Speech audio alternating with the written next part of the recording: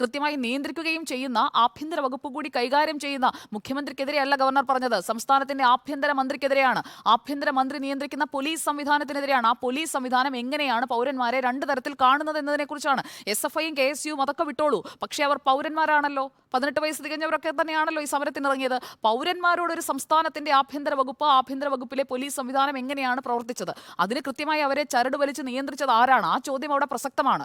Governor കൈവിട്ട കളി കളിക്കുന്നു എന്ന് പറയുമ്പോൾ തന്നെ മുഖ്യമന്ത്രി ഈ കാര്യത്തിൽ ഒരു കൈവിട്ട കളി തന്നെയാണ് കളിക്കുന്നത്. പക്ഷെ ഒരു കാര്യമുണ്ട് സുജിയ, ഗവർണറുടെ ദേഹത്ത് ഒരു തരി മണ്ണ് വീഴുന്ന രൂപത്തിലുള്ള ഒരു പ്രതിഷേധവും ഉണ്ടായിട്ടില്ല. ഇതൊക്കെ ഈ കരിങ്കൊടി കൊണ്ടുപോയി വാഹനത്തിലൊക്കെ ഇടിച്ചു എന്നുള്ള ശരിയാണ്. പക്ഷേ ഗവർണറെ ഉപദ്രവിക്കുന്ന രീതിയിൽ, അല്ലെങ്കിൽ ദേഹത്ത് കൈവയ്ക്കുന്ന രീതിയിലൊന്നും പ്രതിഷേധം ഉണ്ടായിട്ടില്ല.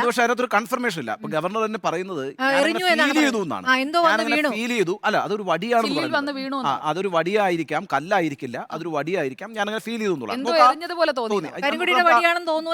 നമുക്ക് നമ്മുടെ മുമ്പിൽ നമ്മളിപ്പോ ഇത് കണ്ടോണ്ടിരിക്കുന്ന അല്ല എല്ലാവരുടെയും കയ്യിൽ ഈ പറയുന്ന ആ പബ്ലിക് ഡൊമൈനിൽ ഈ വിഷ്വലുണ്ട്. നമ്മൾ ആ വിഷ്വൽ ഒന്ന് റീവെന്റ് ചെയ്ത് നോക്കിയേ. ആ വണ്ടി വരുന്ന സമയത്ത് ഈ പറയുന്ന ബാനർ പിടിച്ച ആളുകൾ നിൽക്കുന്നു. അവിടെ യഥേഷ്ടം പോലീസുകാരുണ്ട്. SFI എന്ന് പറയുന്ന സംഘടന, അല്ലെങ്കിൽ ഏത് സംഘടന ആയിക്കോട്ടെ, അവരൊരു രാഷ്ട്രീയ സമരത്തിലാണ്. ആ സമരവുമായി ബന്ധപ്പെട്ട് ഈ കേരളത്തിൻ്റെ ഒരു സവിശേഷത, പ്രതിഷേധം എന്ന് പറയുന്നത് കേരളം ഒരിക്കൽ പോലും എതിർക്കത്തില്ല. കേരളത്തിൻ്റെ ഒരു സൊസൈറ്റിയിൽ ഏറ്റവും വലിയ പ്രതിഷേധ സമരങ്ങൾ നടന്നിട്ടുള്ളൊരു സമൂഹമാണ് നമ്മൾ. അങ്ങനെ നമ്മൾ നമ്മുടെ സമൂഹത്തെ മാറ്റിയെടുത്തിട്ടുണ്ട്. ഇപ്പം ഇന്നും നമ്മൾ വടക്കേ ഇന്ത്യയിലെ ഗ്രാമങ്ങളിൽ, വിദൂര ഗ്രാമങ്ങളിലൂടെ സഞ്ചരിച്ചാൽ ഈ പറയുന്ന ദളിതരായിട്ടുള്ള ആളുകളൊക്കെ അനുഭവിക്കുന്ന പ്രതിസന്ധി വേണ്ട. തൊട്ടയൽപ്പക്കത്തായിട്ടുള്ള തമിഴ്നാട്ടിൽ പോയാൽ ഈ പറയുന്ന ദളിതരായിട്ടുള്ള പിന്നോക്കക്കാരായിട്ടുള്ള ആളുകൾക്ക് വെറുതെയും ഗ്ലാസ് വെച്ചിട്ട് ചായ കൊടുക്കുന്ന ചായക്കടകളുള്ള ദുരഭിമാന കൊല നടക്കുന്ന സ്ഥലമാണ്. നമ്മൾ ഇതിനെയൊക്കെ ഉച്ചാടനം ചെയ്തത്, നമ്മളെ ഒരു ആധുനിക സമൂഹമാക്കി പരിവർത്തിപ്പിച്ചത് ഒട്ടേറെ സമരങ്ങളിലൂടെയാണ്. അത് പലതും രക്തരൂഷിതങ്ങളായ സമരങ്ങളുമായിരുന്നു. അപ്പോൾ അങ്ങനെ പ്രതിഷേധ സ്വഭാവമുള്ള ഒരു ജനതയാണ് നമ്മൾ. നമുക്ക് ഈ അധികാരത്തിൻ്റെ ഗർവ് കാണിക്കുന്നത് ആരായാലും അവർക്കെതിരായിട്ട് നിലപാടെടുക്കുന്ന ഒരു സ്വഭാവം നമുക്കുണ്ട്. അത് ശക്തമാണ്. അപ്പം ഈ പറയുന്ന രാഷ്ട്രീയ ആശയത്തിൻ്റെ ഭാഗമായിട്ടാണ് ആ സമരം നടക്കുന്നത്. ആ സമരത്തിൻ്റെ ഭാഗമായിട്ട് ആ സമരം നടക്കുമ്പോൾ തന്നെ നിങ്ങൾക്ക് കടന്നു പോകാനുള്ള വഴിയിൽ ഒരു തടസ്സവും നിലനിൽക്കുന്നില്ല. ഗവർണർ അവിടെ ഇറങ്ങേണ്ട ഒരു സാഹചര്യം യഥാർത്ഥത്തിലല്ല. ഈ പറയുന്ന കണക്ക് ഗവർണറുടെ കാലിലേക്ക് വഴിയോരത്താണോ നിന്നത്? ദൃശ്യങ്ങൾ കണ്ടതാണല്ലോ. ആദ്യം നിൽക്കുന്നത് അതിന് മുമ്പിൽ ഒരു വലിയ ഒരു ട്രക്ക് കിടക്കുന്നു. ആ ട്രക്കിന്റെ ഇപ്പുറത്തെ സൈഡിലായിട്ട് ഒരുപാട് പേര്, ഈ പറയുന്ന 22 അല്ലെങ്കിൽ ഗവർണർ പറയുന്ന 50 പേര് ഒരു ബാനറും പിടിച്ചു നിൽക്കുന്നു. അതിന് ചുറ്റും പോലീസുകാർ ഇങ്ങനെ വളയം തീർത്ത് നിൽക്കുന്നു. അതാണല്ലോ പോലീസ് കവചം തീർക്കുകയായിരുന്നു എന്ന് ഗവർണർ പറയുന്നത്. അപ്പോൾ ആദ്യം തന്നെ 2 പോലീസ് ജീപ്പുകൾ പോകുന്നു. തൊട്ടു പിന്നാലെ വരുന്ന വണ്ടിയിൽ നിന്ന് അവിടെ വണ്ടി നിർത്തിയിട്ട് ഈ ബാനർ കണ്ട ഗവർണർ അവിടെ നിന്ന് ഇറങ്ങുകയാണ്. അപ്പോൾ അദ്ദേഹം പറയുന്നത് അദ്ദേഹത്തിന് ഫീൽ ചെയ്തു ഇങ്ങോട്ടേക്ക് എറിഞ്ഞു എന്നുള്ളതാണ്. ഇനി അങ്ങനെ എറിഞ്ഞിട്ടുണ്ടെങ്കിൽ അത് വളരെ തെറ്റായൊരു കീഴ്വഴക്കമാണ്, കാര്യവുമാണ്.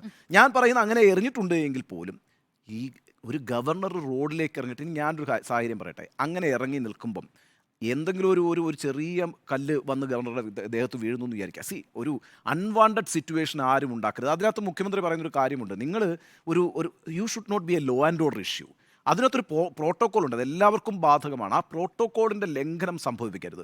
അപ്പോൾ അതുകൊണ്ടാണ് ഞാൻ ഈ പറഞ്ഞത്, ഞാനതിനെ ഒരു അൺവാണ്ടഡ് ഇൻസിഡൻ്റ് ആയിട്ടും അൺവാണ്ടഡ് ആക്റ്റായിട്ടുമാണ് കാണുന്നത്. ഇങ്ങനെയല്ല ഒരു ഗവർണർ അല്ലെങ്കിൽ ആരും അധികാരത്തിലിരിക്കുന്ന ആരും പെരുമാറേണ്ട ഒരു രീതി. ഗവർണർ ഇറങ്ങിയിട്ട് FIR ഇട്ടോ? FIR എങ്ങനെയാണ് ഇട്ടിരിക്കുന്നത്? എത്ര പേരുണ്ട് എന്ന് അവിടെ നിന്ന് തന്നെ ചോദിച്ച് ക്ലിയർ തിരുവനന്തപുരം അദ്ദേഹത്തിന്റെ ഓർമ്മയിലുണ്ട്. ആദ്യമിട്ട് FIR എത്രത്തോളം ദുർബലമായിരുന്നു. തിരുവനന്തപുരത്ത് SFIക്കാർ അവിടെ കൃത്യമായി കുത്തിയിട്ടുണ്ട്. അവിടെ ദൃശ്യങ്ങൾ, നമ്മുടെ റിപ്പോർട്ടറിന്റെ തന്നെ ദൃശ്യങ്ങൾ വ്യക്തമായിരുന്നു. കാറിന്റെ ഗ്ലാസിൽ ഈ കരിങ്കൊടിയുടെ കമ്പ് വെച്ച് കുത്തിയിട്ടുണ്ട്. അപ്പോൾ അന്നും ഇതുപോലെ തന്നെ കുത്തിയിട്ടില്ല, ഞങ്ങൾ അവിടെ നിന്ന് കാണിച്ചതേ ഉള്ളൂ എന്നായിരുന്നു ആദ്യത്തെ വേർഷൻ. പക്ഷേ അവിടെ ദൃശ്യങ്ങൾ പുറത്തു വന്നതോടെ ആ ആഖ്യാനം അങ്ങ് മാറി.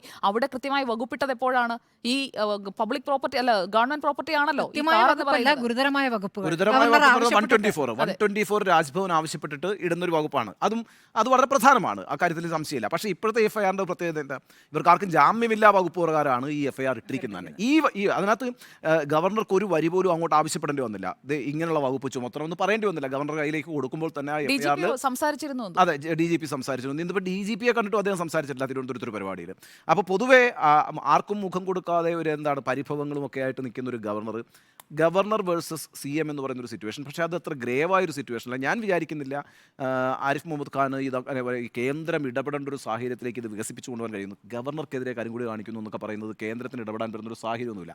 പിന്നെ ആകപ്പാടെ ഈ പറയുന്ന 30 പേരുടെ CRPFൻ്റെ അത് സ്വാഭാവികമാണ്. കാരണം വെച്ചാൽ ഗവൺമെൻറ്റിന് രാജ്ഭവനിൽ നിന്ന് കേന്ദ്ര ആഭ്യന്തര മന്ത്രാലയത്തിലേക്കൊരു ഇൻറ്റിമേഷൻ പോയിരിക്കുകയാണ്, ഗവർണർ ഇങ്ങനൊരു സ്ഥലത്ത് പോയി കുത്തിരിക്കേണ്ടി വന്നു, ഗവർണർക്കെതിരെ കരിങ്കൊടി പ്രയോഗം നടത്തിയവരെ പോലീസ് കാര്യമായി പരിഗണിച്ചിട്ടില്ല, ഗവർണർക്ക് ഇങ്ങനെയുള്ള ഭീഷണികളുണ്ട് എന്ന് പറയുമ്പോഴത്തേക്ക് സ്വാഭാവികമായിട്ടും ഉണ്ടാകുന്ന ഒരു പ്രോസസ്സാണ് ഈ CRPFന്റെ സെക്യൂരിറ്റി എന്ന് പറയുന്നത്.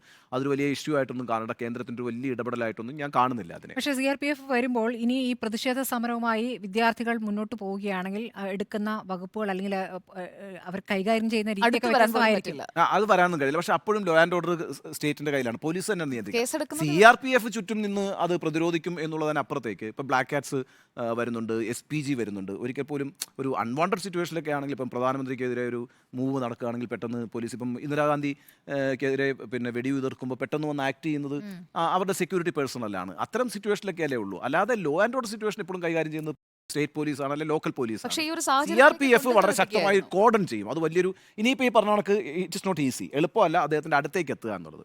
ഈ സമരം മാത്രം